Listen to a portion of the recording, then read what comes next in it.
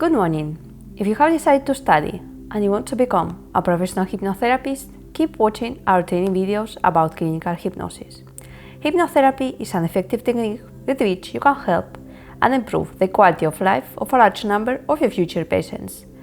Remember, read the description of this video where you can find a link to free training classes on clinical hypnosis. And also, you can download several ebooks also free. The information in this video is extracted from our book Direct Clinical Hypnosis, Deep Hypnosis, of our publisher Clinical Hypnotherapy, registered with ISBN. Let's continue with diagnosis and treatment. Primary, secondary and tertiary exercises, part 4. Crisis. We have several exercises for crisis. Usually only one is used, with the exception of the room, which is combined with salivation, although it is not compulsory to combine them. Among the many exercises we have for crisis, we highlight the following. Room 25 steps, extended room, salivation, trapeze artist. The various self-hypnosis exercises are also included. The choice of the most appropriate exercise will be made by the hypnotherapist taking into account the disorder, the crisis and the needs of the patient. Aversive. Punishment. Aversive exercises can also be included, depending on whether they are necessary or not. These are exercises that try to associate an undesired and socially sanctioned behavioral reaction pattern with an unpleasant stimulation, internal or external, or reorganize the situation in such a way that the consequences of this undesired behavior are sufficiently unpleasant for the emitter of the behavior to stop performing it. There are several exercises. Here we include one as an example. I want you to visualize yourself in a bathtub full of vomit and cockroaches. You are in that bathtub. You are full of disgusting vomit, full of cockroaches. The vomit and the cockroaches reach the level of your mouth. Feel how the vomit and cockroaches enter your mouth. This nauseating, disgusting, very disgusting. From now on and on, every time you eat more than you should, the words vomit will come to your mind unconsciously, and you will see again the bathtub full of vomit and cockroaches. You will see how the vomit and cockroaches enter your mouth, all the way to your stomach. Aversive exercises are often used in severe obsessive-compulsive or addictive pathologies. They are rarely used in connection with other therapies. Punishment is an associative exercise of somatization that may or may not be accompanied by a real physical sensation at the moment it is introduced into the hypnoid protocol. For example, one of the most common punishments used is the electric shock, somaticide. Is the electric shock somatization, which can be accompanied by a moderate real shock at the moment of suggestion. This system is more American than European. European hypnotherapists usually do not use electric shocks to accompany the induction. North American hypnotherapists do. Perhaps we should make a comparison of responses to give an opinion about which procedure is more effective, which has not yet been done. In any case, the therapist will have to decide whether to include the actual discharge or not, according to his or her preferences. Assuming that an obsessive-compulsive patient does not respond clearly to the inductions during the first sessions, the punishment exercise would be an associative aversion with somatization outcome that helps to follow the inductions during the first part of the therapy. Development type 1, shock.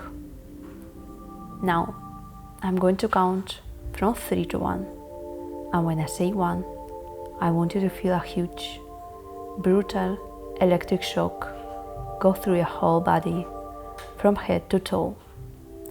It is a brutal shock, very painful, as if thousands of needles were sticking into your whole body. It is a very painful feeling.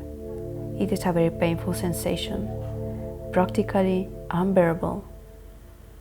3, 2, 1. Now, feel it now.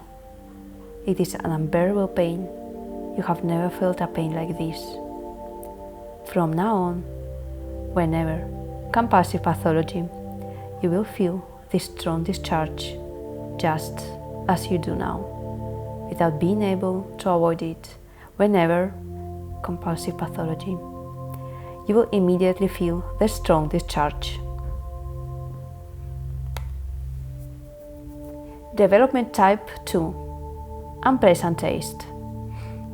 Now I want you to visualize how addiction, ingested compulsion, each time you use the most aversive taste for the patient whose information we will have obtained in the clinical interview.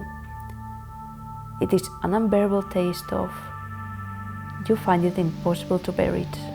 You feel like vomiting, so much that you have to throw up, so much that you have to throw up, so much that you have to throw away the addictive object that is ingested.